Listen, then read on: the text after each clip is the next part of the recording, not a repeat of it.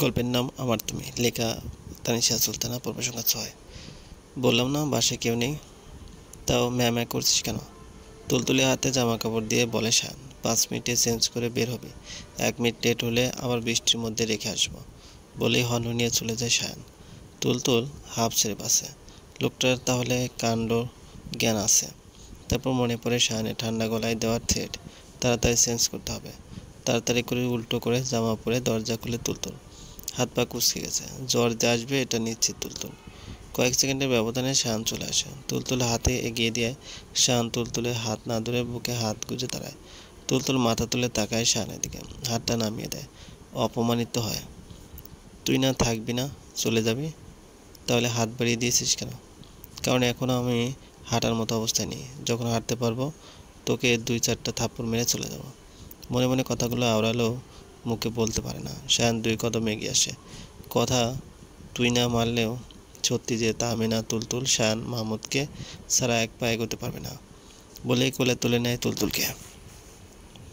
Nice jokes, বিড়বিড় করে বলে তুলতুল। এখন চুপ থাকাটাই বুদ্ধিমানের কাজ, কেননা রেগে যদি কোল থেকে ফেলে দেয় তাহলে কোমরটা ভেঙে যাবে।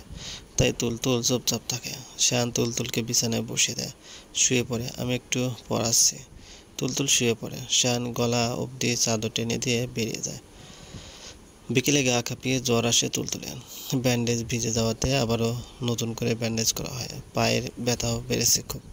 শায়ান খাবার নিয়ে তুলতুলের মাথার কাছে বসে তুলতুলকে ডাকছে, কিন্তু ওর হুঁশ নেই।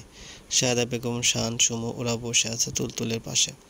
শায়ান মায়ের থেকে চেপে গেছে তুলতুলের পা কেটে যাওয়ার ঘটনা। পানি খাবো?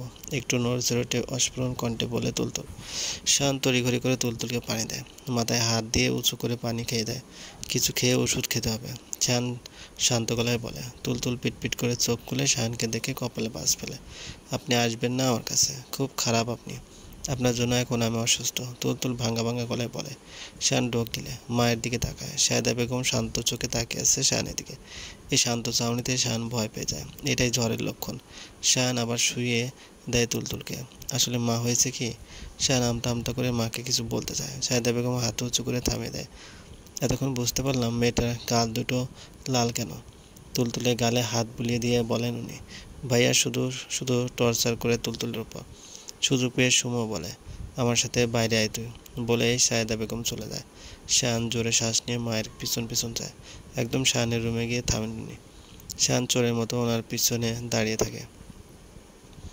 কেন করলি এমন? বুকে হাত গুজে সরু চোখে তাকিয়ে বলেন উনি। মা, আমি তুলতুলকে বিয়ে করতে চাই। শান মাথা নিচু করে বলে, সেটা পরে দেখছি, আগে বল কারণে অকারণে ওর গায়ে হাত কেন তুলিস?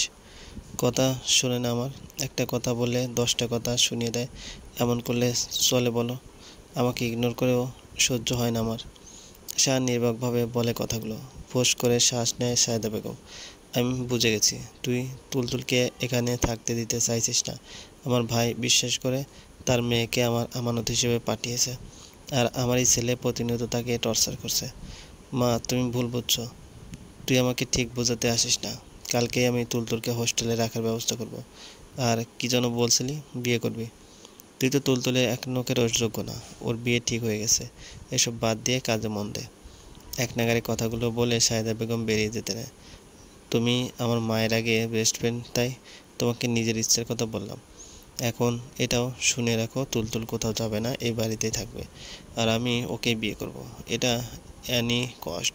চল, শক্ত করে বলে শান। চার পাগলামি করবি না একদম, না হলে আমার থেকে খারাপ কেউ হবে না। চোখ রাঙিয়ে বলে সায়দা বেগম। তুলতুলকে বিয়ে না করা অবধি আমি পাগলামি করবই, ওকেই আমার চাই। বলে শান বেরিয়ে যায়। সায়দা বেগম ছেলের যাওয়ার দিকে তাকিয়ে থাকে, বিগড়ে গেছে ছেলেটা। সন্ধ্যার পরপরই তুলতুলের জ্বর ছুটে গেছে, এখন অনেকটাই ভালো লাগছে। সুমু, শান আর তুলতুল বসে গল্প করছে। ফুপু ঝাল ঝাল করে নুডলস রান্না করে এসে দেয়। তুলতুল ওদের সাথে কথা বলার তালে তালে খাচ্ছে। ইস, কতদিন বিয়ের দাওয়াত খাই না। শান আফসোসের সুরে বলে, তুমি বিয়ে করো, আমরা দাওয়াত খাই। তুলতুল মুখে নুডলস পুরে বলে, আমি বিয়ে করলে তো আর আমি খেতে পারবো না। তুই কেন খেতে পারবি না? সুমু কপাল কুঁচকে বলে, গাড়ি আমি তো লজ্জা পাবো। খাবি তো তোরা? সুমুর মাথায় চাটি মেরে বলে শান। তার চেয়ে ভালো হয় বড় ভাইয়া বিয়ে করলে জমিয়ে মজা করবো আর খাবো। শানের কথা শুনে তুলতুলে হাসি মাখা মুখটা চুপসে যায়, নুডলস গলায় আটকে যায়, কাশতে শুরু করে। সুমু তাড়াহুড়ো করে পানি এসে দেয় ওকে। কী হলো তোর? শান বলে। তুলতুল পানি খেয়ে লম্বা শ্বাস নেয়। তোমার ভাইকে কে বিয়ে করবে? হনুমানের মতো চেহারা, বাঘের মতো কণ্ঠ, হাতির মতো কান, খরগোশের মতো নাক, পুরো বডিটাই আস্ত বন মানুষের মতো। ওই চিড়িয়াখানার গুইসাপকে কেউ বিয়ে করবে না? তুলতুল হাত নাচে বলে। শান আর সুমু গালে হাত দিয়ে তুলতুলের বিবরণ শুনছে। আমি দেখাবো কিভাবে গর্জন তোলে? ওকে দেখাচ্ছি। শান আর সুমুর চোখ যায় দরজার দিকে। সেখানে শায়ান দাঁড়িয়ে আছে। শান আস্তে আস্তে খাটের নিচে চলে যায়। সুমু চোখ বড় বড় করে তুলতুলকে থামাতে বলছে, কিন্তু তুলতুল তো থামবে না। ওই বন মানুষটা জ্বালিয়ে পুড়িয়ে জীবনটা তেজপাতা বানিয়ে দিয়েছে, বলবেই তুলতুল। থামতে বলছিস কেন? ভয় পাস ওই হাতিকে? একদম ভয় পাবি না। আমার পাটা সেরে গেলে আমি ওই লোকটাকে পচা পুকুরে চুবানি দেবো, করলার পাতা বেটে খাইয়ে দেবো। হনুমান একটা, করলার বংশধর। রাগে ফুস ফুস করছে তুলতুল। আর কিছু বলবে না? হঠাৎ করে শাহানের গলা শুনে চমকে ওঠে তুলতুল, বুক টিপ টিপ করছে। সত্যি সত্যি শাহান নাকি দেখার জন্য এক চোখ বন্ধ করে গাড় বাঁকা করে দরজায় ঠেস দিয়ে পকেটে 2 হাত পুড়ে পায়ের ভাঁজে পা দিয়ে দাঁড়িয়ে আছে শান। থমথম খেয়ে যায় তুলতুল। সামনে তাকিয়ে দেখে সুমু আর শান কেউ নেই। এরা কই গেল? এবার ভয়টা বেড়ে যায় তুলতুলে। এখন কে বাঁচাবে? ওরা থাকলে না হয় বাঁচার একটা উপায় ছিল। এখন এই বন মানুষটা তো খেয়ে ফেলবে তুলতুলকে। পাটাও ভালো না যে দৌড় দেবে।